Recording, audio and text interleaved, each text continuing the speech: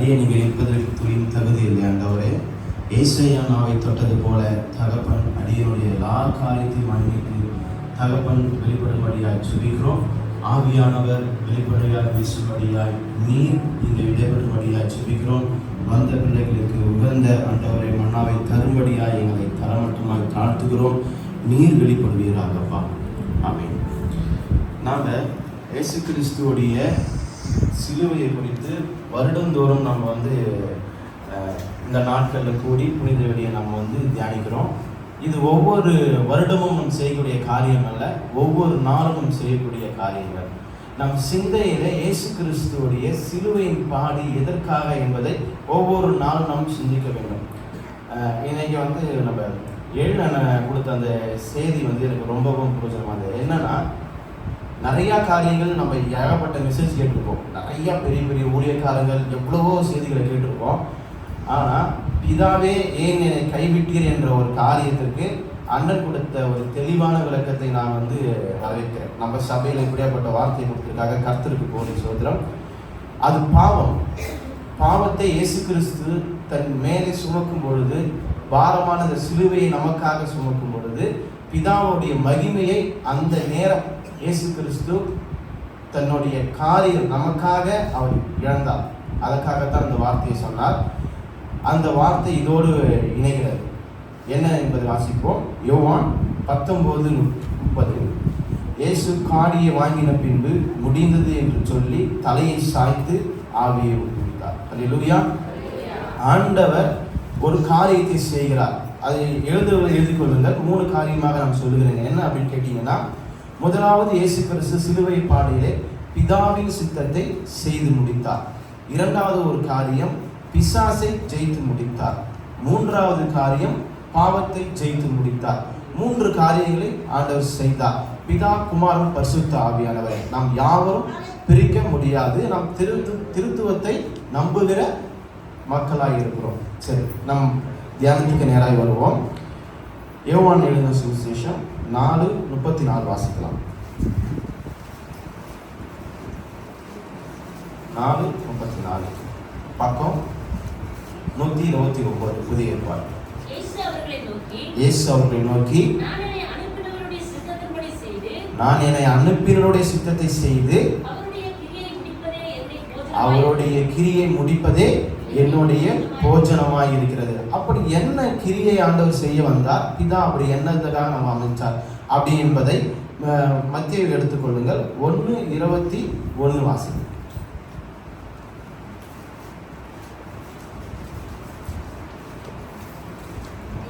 மத்தேயு சுவிசேஷம்.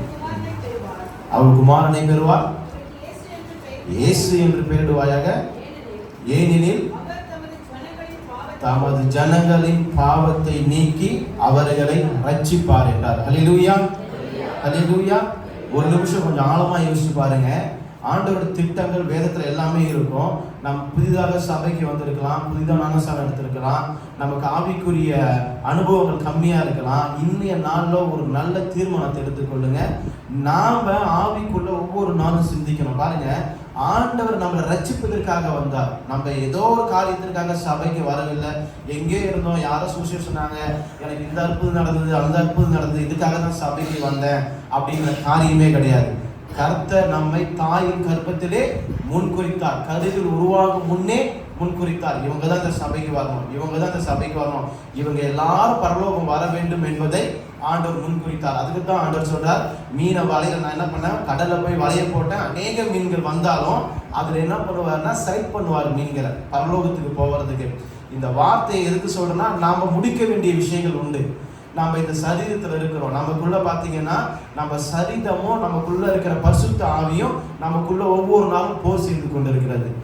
ரோமர்ல அழகா சொல்றாரு, நான் வசனங்களை நான் வேகமா சொல்றேன்.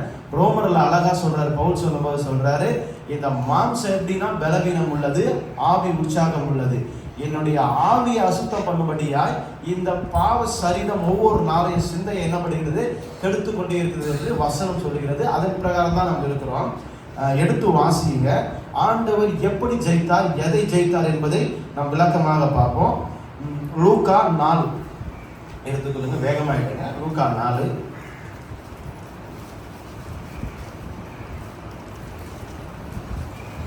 எடுத்துட்டீங்களா?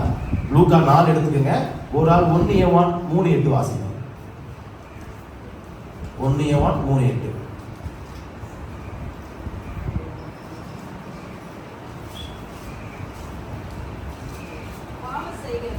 பாவம் செய்கிறவன் பிசாசினால் உண்டாகியிருக்கிறான். ஏனெனில் பிசாசானவன் ஆதி முதல் பாவம் செய்கிறவனாயிருக்கிறான். பிசாசின் கிரியைகளை அழிக்கும்படிக்கு ஆமென் தேவனுடைய குமாரனாகிய இயேசு கிறிஸ்து வெளிப்பட்டார். ஒப்பு கொடுங்கள். என்ன என்றால் லூக்கா வாசிங்க. சொன்ன ஒருத்தங்க லூக்கா வாசிங்க. ஆண்டவர் எப்படி ஜெயித்தார், பிசாசை எப்படி ஜெயித்தார் என்பதை பாருங்க. லூக்கா 4:2. 40 நாள் பிசாசினால் சோதிக்கப்பட்டார். 8 வாசிங்க. இயேசு பிசாசுக்கு பிரதியுத்தரமாக, எனக்கு பின்னால போ சாத்தானே, தேவனாகிய கர்த்தரை பணிந்து கொண்டு அவர் ஒருவருக்கே ஆராதனை செய்வாயாக என்று எழுதியிருக்கு. 12 வாசிங்க. அதற்கு இயேசு தேவனாகிய கர்த்தரை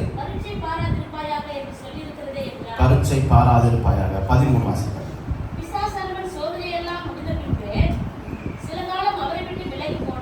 பிசாசு என்ன பண்ணானா, சில காலம் அவரை விட்டு சோதிச்சுட்டு போயிட்டான். ஆண்டவரே சோதிச்சுட்டு போயிட்டான். நம்மளாம் ஏமாத்துறோம். நமக்கு அநேக சோதனைகள் உண்டு. ஜனங்களாக நம்ம இந்த பூமியில் வாழ்ந்திருக்கிறோம்.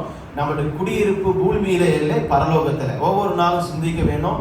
நம்ம ஆண்டவர் சிலுவை பாடுகள் நமக்காக சுமந்தார், நமக்காக வந்தார், மீண்டும் நமக்காக வரப்போகிறோம் என்று சொல்லியிருக்கிறார்.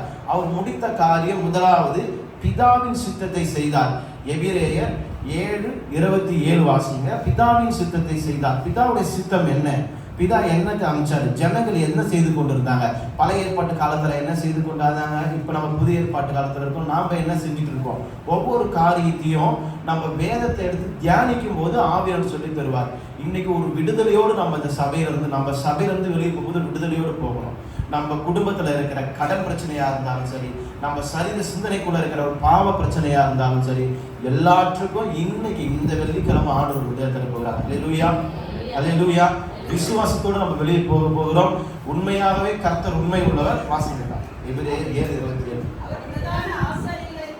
பிரதான ஆசாரிகளை போல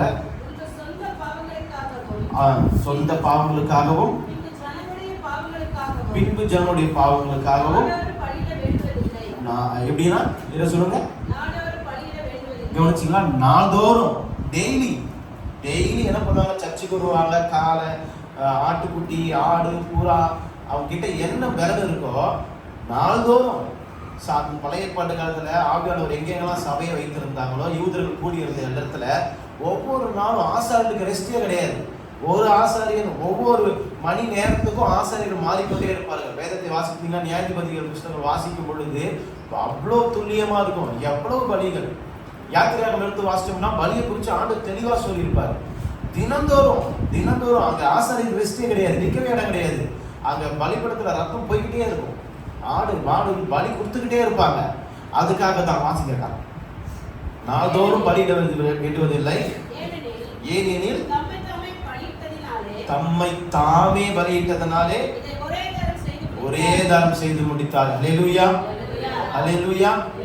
ஒவ்வொரு நாளும் பலியிட வேண்டியது இல்லைங்க. ஒரே ஆண்டவர் ஒரே நாளிலே உலகம் முழுவதும் மீட்புக்காக தன்னை தாமே ஒப்பு கொடுத்தார். அல்லேலூயா. ஆண்டவர் நமக்காக யாராவது ஜீவனை கொடுப்பாங்களா? நமக்கு ஒரு உடம்பு சரியில்லை, பிளட் கொடுக்கணும்னா ஒரு 10 பேருக்கு ஃபோன் பண்ணணும். ஒரு 10 பேருக்கு ஃபோன் பண்ணி, தம்பி இருக்காப்பா, எனக்கு ரத்தம் தேவைப்படுது, அனக்கு தேவைப்படுது, எனக்கு தேவைப்படுதுன்னு 10 ஃப்ரெண்டுக்கு ஃபோன் பண்ணா கூட, அண்ணா இல்லைண்ணே நான் இந்த குரூப்ல என்ன பொய்ய சொல்லுவான், பயப்படுவான், ரத்தம் கொடுக்க பயப்படுவான். நான் என்ன பண்ண வேலை செஞ்சுட்டு இருக்கும்போது எனக்கு தெரிஞ்ச ஒருத்தருக்கு ஹார்ட் ஆப்ஷன் என்கிட்ட ஒரு 9 வேலை செஞ்சாங்க. ஒருத்தவங்க கேட்பான், பயப்படுறானுங்க, ரத்தம் கொடுக்க யோசிக்கிறானுங்க. திருப்பி அது ஒரு சர்க்குலேஷன் ஆகுனான்னா நம்ம அவனுக்கு கொடுத்ததே கிடையாது. கொடுறானா கொடுக்கல. ஒரு 2-3 மணி நேரம் ஆயிடுச்சு ஒரு 4 பேர் ரெடி பண்றதுக்கு. அப்படி நமக்கு தெரிஞ்சவங்களே நமக்கு உதவி செய்ய முன் வராத போது, நாம அறியாத நம்ம தேவன் அவர் நமக்கு முன்குறித்தாரு. ஆனா நாம என்ன பண்ணல, அறியாமல் இருள இருந்தோம். உண்மையான தேவன் அறியாம இருந்தோம். அந்த நாட்கள்ல ஆண்டவர் என்ன பண்ணாரு? நம்மை தேடி வந்தார், நமக்காக வந்தார், நம்மளுடைய எல்லா காலத்தையும் சுத்திகரிப்பதற்காக வந்தார். வாசிக்க வேண்டியதுல சங்கீதத்தை அழகா சொல்லுவாரு. அவர் என்ன பண்ணாருன்னா நம்மளுடைய நோய்களையும் நம்முடைய பாவங்களையும் சுமந்து தீர்ந்தார் என்று சங்கீதக்காரன் அழகா சொல்லுவார். சங்கீதக்காரனாகிய தாவீது இயேசு கிறிஸ்துவை பார்க்கவில்லை, ஆனா அவ்வளவு விசுவாசம் இருந்தது. அவரோடு கூட கர்த்தராகிய இயேசு கிறிஸ்து ஒவ்வொரு நாளும் பயணித்தார். நம்மளோடு கூட இயேசு கிறிஸ்து ஒவ்வொரு நாளும் பயணிக்க வேண்டும். பிசாசை ஜெயித்தார், பிதாவின் சித்தத்தை செய்தார், பாவத்தை மேற்கொண்டார். பாவம் தம்மை மேற்கொள்ளாதபடிக்கு மனிதனாக அவர் 100% வாழ்ந்து காட்டினார். மனிதருடைய இயக்கம் ஒன்று, ஆண்டவர் உருவாக்குற நோக்கம், இந்த ஜனத்தை எனக்காக ஏற்படுத்தினேன், என் துதியை சொல்லி வருவார்கள். ஏசாயாவுல ஆண்டவர் அழகா சொல்றாரு, என்னுடைய துதியை சொல்லி வர்றதுக்காக தான் இந்த ஜனத்தை நான் உருவாக்கினேன். ஆனா அவன் என்ன மறந்துட்டாங்க, என்ன மறந்து ரொம்ப தூரம் போயிட்டாங்க. இன்னைக்கு நிறைய பிரச்சனைகள் உண்டு, நமக்கு நிறைய போராட்டங்கள் உண்டு. என்னென்ன போராட்டங்கள், எதுக்காக போராட்டங்கள் அப்படின்னு நம்ம வாசிக்கும் போது ஒரே ஒரு காரியத்தை சொல்றோம் பாருங்க. மீகா எடுத்துக்கொள்ளுங்க. ஆண்டவர் நம்ம எப்படி இருந்தா மாற்றம் வரும். மீகா எடுத்துக்கொள்ளுங்க. மீகா 6வது அதிகாரம் எடுத்துக்கொள்ளுங்க. நமக்குள்ள என்ன மாற்றம் வேண்டும், நம்ம சரீரத்திலிருந்து என்ன விடுதலை வேணும், நம்ம ஆண்டவர் நம்ம கிட்ட என்ன எதிர்பார்க்கிறார். இந்த நாட்கள்ல நம்ம அநேக செய்திகள் கேட்டிருப்போம், சிலுவையின் தியானத்தை கேட்டிருப்போம். நம்ம ஆண்டவர் நமக்கு என்ன ஒரு விடுதலை தர போறான்னு வாசிப்போம். மீகா எடுத்துக்கொள்ளுங்க. 6வது அதிகாரம் எடுத்துக்கொள்ளுங்க. 7-8 வாசிக்கலாம். ஆயிரக்கணக்கான ஆட்டுக்கடாக்கள் பேரிலும் ஆயிரக்கணக்கான ஆறுகள் ஓடுது, அதை பார்க்கணும். ஆண்டவர் பிரியமா இருப்பாரா? வேர்ல்ட உருவாக்கினார், வானத்தையும் பூமியும் உண்டாக்குனார். பல கோடி நட்சத்திரங்கள் உண்டு, பல கோடி கோள்கள் உண்டு. இந்த பூமியில யாராலும் கண்டுபிடிக்க முடியாத ஊற்று தண்ணிகள் உண்டு. இன்னும் கடலின் ஆழத்தை கண்டுபிடிக்க முடியாம அநேக விஞ்ஞானிகள் உண்டு. அதெல்லாம் வியக்கக்கூடியது, பார்க்க ரொம்ப அழகா இருக்கிறது. அதன் காட்டிலும் அதெல்லாம் ஆண்டவர் பிரியமா இருப்பாரா? நம்மளுடைய அக்கிரமத்தை போக்க. என்னங்க கேக்குதா எல்லாருக்கும்? ஒரே பேரான குமாரன், ஒன்லி பெஸ்ட், உண்மையானது யார் கொடுக்குறாங்க தெரியுமா? பிதா கொடுக்குறாரு. அல்லேலூயா. இயேசுவையும் பிதாவையும் பரிசுத்தாவையும் பிரிக்க முடியாது. நம்ம சரீரம் ஒரே அவயமா இருக்கிறோம் என்று வசனம் சொல்லுகிறது. எனக்கு கண்ணு தேவையில்ல, எனக்கு முகம் தான் முக்கியம் சொன்னா அந்த மனுஷனுக்கு அழகா இருப்பானா? எனக்கு வாய் தேவையில்ல அப்படி சொல்றதுக்கு வாயை ஒட்டிட்டாங்க, வாயே இல்லை, அந்த முகம் பார்க்க அழகா இருக்குமா? கிடையாது. நம்ம கை இருக்கு, விரலே இல்லை, வெறும் கை மட்டும் எப்படி இருந்தா இருக்கும்? குஷ்டரோகி பார்த்துருக்கீங்களா? விரலே இருக்காது, அருவருப்பா இருக்கும். அப்ப நம்ம பிரிக்க முடியாது. எல்லாரும் ஒருவரே, பிதா ஒருவரே, எல்லாரும் ஒருவரா இருக்கிறாங்க. அதுக்கு தான் ஆண்டவர் சொல்றாரு, அவர் தனித்துவம் உள்ளவர், அவர் பாவத்துல வாசமே செய்ய முடியாது. நம்மக்குள்ள பாவம் இருந்தா பரலோகம் போகவே முடியாது. சொல்லுகிற வசனம் என்ன சொல்லுகிறது? முடிவு பரிந்தம் நிலை நிற்பவனே ரட்சிக்கப்படுவான். ரட்சிக்கப்பட்டுட்டீங்க, யாரும் கேளுங்க, நீங்க ரட்சிக்கப்பட்டீங்களா? நீங்க ரட்சிக்கப்பட்டீங்களா? அதை கேட்கும் போது வேதத்தை இணைச்சு பாருங்க. ஒவ்வொரு நாளும் நம்ம ரட்சிக்கப்பட வேண்டும், ஒவ்வொரு நிமிடமும் நம்ம ரட்சிக்கப்பட வேண்டும். முடிவு பரியந்தம், இயேசு கிறிஸ்து வருகிற முடிவு பரியந்தம். நம் பாவம் நிறைந்த உலகத்துல வாழ்ந்து கொண்டு இருக்கிறோம். நம்ம பாவம் நிறைந்த இடத்துல இருக்கிறோம். அந்த பாவம் நம்ம மேல படும், அந்த கரை நம்ம மேல படும். அதுக்குதான் வசனம் தெளிவா சொல்லுது, ஒரே பேரான குமாரனை அக்கிரமத்தை போக்க, என் முதற் பேரானவனையும் என் ஆத்துமாவின் பாவத்தை போக்க. மனுஷனே, நன்மை இன்னதென்று யாருக்கு அறிவிக்கிறார்? நமக்கு அறிவிக்கிறார். முதலாவது பிரகாசாகிய எனக்கு அறிவிக்கிறார். என்னுடைய ஆத்துமா அக்கிரமத்தை எனக்கு அறிவிக்கிறார். என்னுடைய சிந்தையின் அக்கிரமத்தை எனக்கு என்ன பண்றாரு? ஒவ்வொரு நாளும் அறிவித்துக் கொண்டே இருக்கிறார். வாலிப பிள்ளைகளாக நம்ம ஒண்ணு செய்ய வேண்டும். யோபு பக்தன் சொல்லுகிறார், என் கண்ணோடு உடன்படிக்கை பண்ணினேன். எந்த காலத்துல சொல்றது தெரியுமா? அந்த காலத்துல எத்தனை கல்யாணம் வேணா பண்ணலாம், அன்னைக்கு கேள்வியும் கிடையாது, எதுவும் இல்லை, பிடிக்கலன்னா ஒதுக்கி போயிடலாம். அப்படியேப்பட்ட காலத்துல யோபு சொல்றாரு, ஒருத்திக்கு ஒருத்தனா வாழ்ந்த யோபு அழகா சொல்றாரு. என்ன நம்ம சொல்றாரு அழகா? என் கண்ணோடு உடன்படிக்கை பண்ணின நான் எப்படி ஒரு கண்ணின் மேல சிந்தையா இருப்பேன். இன்னைக்கு வாலிப பிள்ளைகளா இருந்தாலும் சரி, வயதானங்களா இருந்தாலும் சரி, நம்ம கர்த்தராக இயேசு கிறிஸ்து மேல இருக்கிறோம். அவர் தான் நம் மணவாளன், அவர் தான் நம் மணவாட்டி. அவர் நமக்காக வரப்போகிறார், நாம் அவரை பார்க்க போகிறோம். அந்த சிந்தையோடு இருக்க வேண்டும். நாமும் ஜெயித்து முடிக்க வேண்டும். எதுல? பாவ சிந்தையில இருந்து ஜெயிக்க வேண்டும், சரீர சிந்தையில இருந்து ஜெயிக்க வேண்டும். எல்லாவற்றையும் நமக்கு பலன் உண்டு. ஆண்டவர் சொல்லுகிறார், நீ பலவீனமான பிள்ளைதான் சொல்ற, பலவீனத்தின் பலன் பூரணமாய் விலகும் என்று சொல்லுகிறார். அடுத்த வாசம் 8 வாசம். மனுஷனே நன்மை என்னவென்று மற்றவங்களாம் உபதேசம் நிறைய சொல்லிட்டு தான் இருக்கீங்க, சேஜியை சொல்றீங்க, எல்லாம் சொல்றீங்க, நானும் சொல்லிட்டு தான் இருக்கேன். ஆனா உள்ளுக்குள்ள எப்படி இருக்கிறேன்னு என் கூட இருக்கவங்க தான் தெரியும், அது ஆவியானவருக்கு தெரியும். நியாயம் செய்து இரக்கத்தை சிநேகித்து. ஆமென் ஆமென். உங்களுக்கு புரியுதுங்களா? என்ன தெரியுமா ஆண்டவர் சொல்றாரு? வாசிங்க. மனத்தாழ்மையை நடப்பது அல்லாமல் எண்ணத்தை கர்த்தர் கேட்கிறார். ஒவ்வொரு மனுஷனுக்கிட்டையும் கர்த்தர் கேட்கறது மனத்தாழ்மை. இன்னைக்கு எல்லா பிள்ளைகளுக்கும், அது நம்ம கிறிஸ்துவ பிள்ளைகளா இருந்தாலும் சரி, மற்ற பிள்ளைகளா இருந்தாலும் சரி, தாழ்மை இல்லாதனால்தான் குடும்பத்துல பிரச்சனை, தாழ்மை இல்லாதனால்தான் வேலையில பிரச்சனை, தாழ்மை இல்லாதனால்தான் போற எல்லா இடத்துலயும் பிரச்சனைங்க. நம்ம வாய் சும்மா இருந்தாலே போதும். கிறிஸ்தவ பிள்ளைங்க எதை வச்சு நோட் பண்ணுவாங்க? நம்ம பேசுகிற வார்த்தையை வச்சு நோட் பண்ணுவாங்க. அவங்க நம்ம மேல தப்பு இருக்காது, நம்ம மேல குற்றச்சாட்டு பொய்யா வைப்பாங்க. நம்ம கோபப்படக்கூடாது. நம்ம மனத்தாழ்மையா, ஐயா நாம பண்ணல ஐயா, அவன் ஆயிரம் சொல்லட்டும், சண்டை வந்துட்டே இருக்கா, அவர் கணவன் சண்டை வந்துட்டே இருக்கா, விட்டு கொடுத்துட்டு போயிட்டே இருக்கலாம். தெரியும் மனைவி பேசுறாங்களா, சரி ஓகேமா விடுமா, புரிஞ்சுக்கலையா பரவாயில்ல விடுமா, ஜோம் பண்ணிட்டு வந்துட்டே இருக்கும். பிள்ளைங்களுக்கு சொல்றோமா, படினுவான், செல்ல வச்சுட்டே இருப்பான், படினுவான், கீழ் படிக்க மாட்டான், என்ன பண்றான்னு தெரியாது. நம்ம தாழ்மையை பார்த்து பிள்ளைங்க மாறும், பெற்றோரை பார்த்து பிள்ளைகள் மாறும். ஒரு நாள் பெற்றோர்கிட்ட ரொம்ப கடினமா நடத்தாதீங்க, கடினமா பேசாதீங்க, அன்பா பேசுங்க. என் ஆண்டவர் சிறு பிள்ளைகளை அன்பா தான் அழைச்சாரு, அன்பா தான் பேசினாரு. இளையகுமாரோட சின்ன கதையை வேகமா சொல்றேன். எல்லாம் வாசிச்ச பகுதி. 2 குமாரர்கள் இருக்கிறாங்க. ஒருத்தன் என்ன பண்ணா, பெரிய பிள்ளை அவனை சொத்தை வாங்கிட்டு தூரதேசம் போயிட்டான். அவன் போயிட்டு கண்ணாப்பரான்னு சுத்துறான். இதை பெரிய பையன் பாக்குறான். எப்படியெல்லாம் பணத்தை அடுப்பு வைக்கணுமோ அப்படியெல்லாம் செலவு பண்றான், பயங்கரமா செலவு பண்றான். சொல்லி பார்த்தா திருந்தல. இவன் வீட்டுக்கு வந்துட்டான். எல்லாம் முடிஞ்சு போச்சு, ஒண்ணுமே இல்லை, எல்லா சொத்தும் அங்கரிச்சுட்டாங்க, நண்பர்கள் ஏமாத்திட்டாங்க, அவன் யாரெல்லாம் நம்பிக்கையா வச்சுருக்கான் எல்லா மனுஷனும் ஏமாத்திட்டாங்க. சாப்பாட்டுக்கு வழி இல்லை, பண்ணி வைக்க போறான். பண்ணி வைக்கிறவங்க கூட சாப்பாடு கொடுக்கலாம், அவனுக்கு துளி கூட சாப்பாடு கொடுக்கல, டைமுக்கு சாப்பாடு வரல, அவனால தாங்க முடியல. பண்ணிக்கு போற தவிர்த்துனால வயிற்று புல் பண்ணிக்கலாம், அந்த கஞ்சி குடிக்கலான்னு போகும்போது கூட அதுவும் கிடைக்கல. அப்போது அவன் வசனம் சொல்றது, புத்தி தெளிந்து, நம்ம புத்தி தெளியணும், நீங்க புத்தி விடுதலையா இருக்கணும். ஏசு கிறிஸ்து முடித்தார். சிந்தையில அவருக்கு என்ன பண்ணாங்க சொல்லுங்க? சிந்தையில அவர் தலையில என்ன வச்சாங்க? முள்முடி வைத்தாங்க. அந்த முள்முடி நம்மளுடைய சிந்தையை மாற்ற வேண்டும். நம்ம சிந்தைக்குள்ள மாற்றம் வேண்டும். அது வரும் பொழுது நம்ம முழுமையாகவே மாற்றம் வரும். அப்ப அந்த இளையகுமாரன் என்ன பண்றான்? புத்தி தெரிந்தவனா எழுந்து என்னுடைய தகப்பன் வீட்டுக்கு போவேன், நிறைய வேலைக்காரங்க இருக்கிறாங்க, அவன் என்ன ஒரு காரியத்தோட போறான்னா, தகப்பனே பரத்துக்கு முன்பதாகவும் உனக்கு முன்பதாக நான் பாவம் செய்தேன், இனி உங்களுடைய பிள்ளை என்று சொல்வதற்கு எனக்கு அதிகாரம் இல்லை, ஆகவே உங்களுடைய வேலைக்காரங்க ஒரு வேலை போட்டு கொடுங்க, 3 வேளை சாப்பாடு கொடுங்கன்னு கேட்டான். போய் வேற எதுவும் கேட்கல, 3 வேளை சாப்பாடு இருந்தா போதும்பா, நீங்க நம்ம பையனாவோ எடுத்து வேணா ஒரு வேலைக்காரனா வச்சுக்கீங்க, ஏன்னா எங்க அப்பா கிட்ட வேலைக்காரங்க நல்லா சாப்பிடுறாங்க. இன்னைக்கு நம்ம இயேசு கிறிஸ்துக்கு வேலைக்காரனா இருந்தோம்னா நம்ம உயிரை இருப்போம். அல்லேலூயா. நம்ம இயேசு கிறிஸ்துக்கு வேலைக்காரனா இருக்கணும், சுவிசேஷம் சொல்றதுல முன்னுதாரணமா இருக்கணும், நம்முடைய பழைய பாவங்களை கலைத்து புதிய மனிதனை தரித்துக் கொள்ளணும். கர்த்தர் விடுதலை கொடுப்பார், நிச்சயமாக கர்த்தர் விடுதலை கொடுக்க உண்மை உள்ளவராக இருக்கிறார்.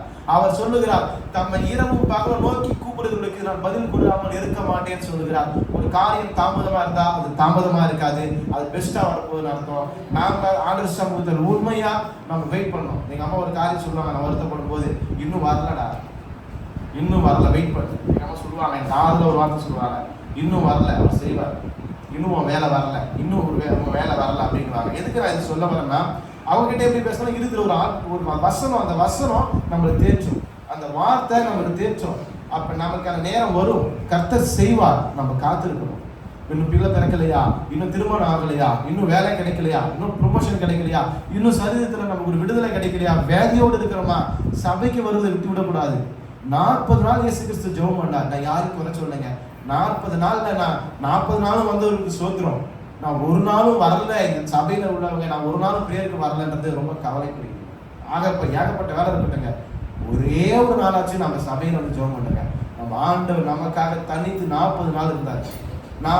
நமக்கு ஒன்று வேணும்னா எவ்வளோ நேரம் கீழே நிற்கிறோம், எவ்வளோ நேரம் ஒரு 2000 ரூபாய் பணம் தராங்கன்னு சொல்லி பாருங்க, ஃப்ரீயா காலைல 4 மணிலேருந்து கீழே நிற்போம். எதுக்கு? சபையில ஒரு வெள்ளிக்கிழமை பிரேயர், ஒரு நைட் பிரேயர், அது நம்ம ஆசீர்வாதம், நம்மளோட சுத்திகரிப்பு, நம்மளுடைய காரியங்கள்.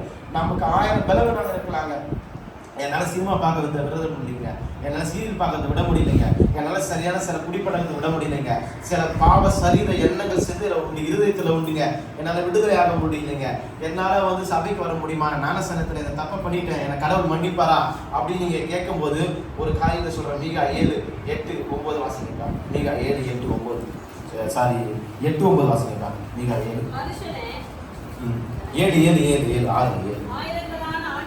இல்லக்கா 7வது அதிகாரம்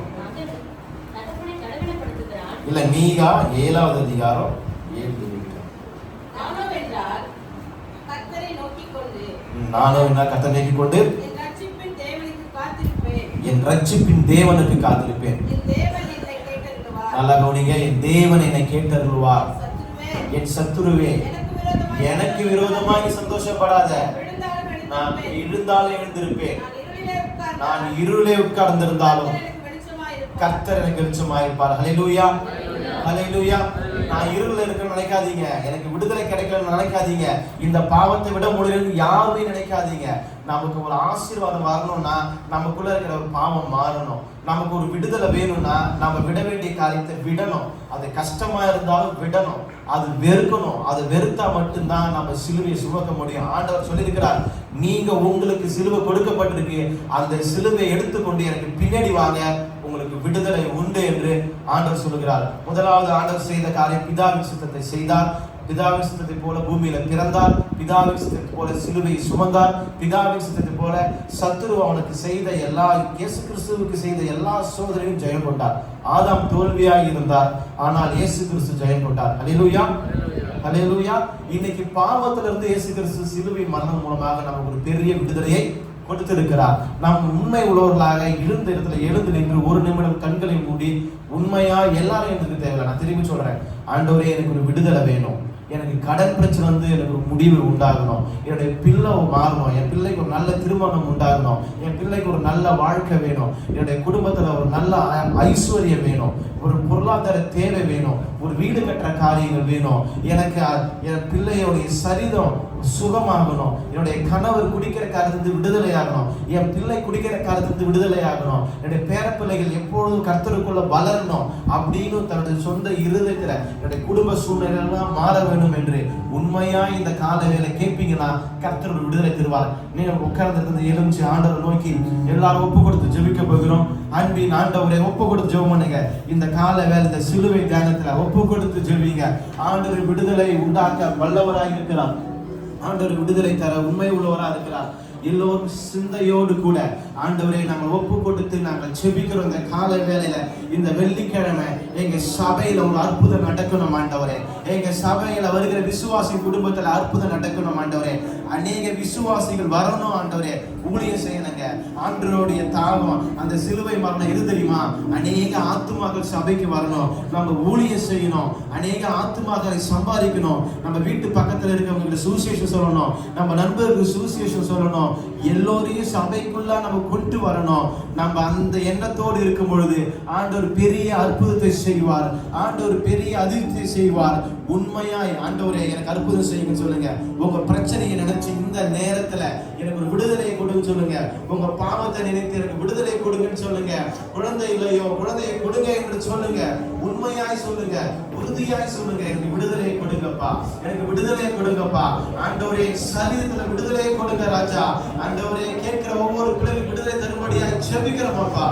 விடுதலை நாயகன் வெற்றியை தருகிறார், எனக்குள்ளே இருக்கிறார், என்னே ஆனந்தம். மீண்டும் ஒரு முறை பாடுங்க பார்ப்போம். விடுதலை நாயகன் வெற்றியை தருகிறார்,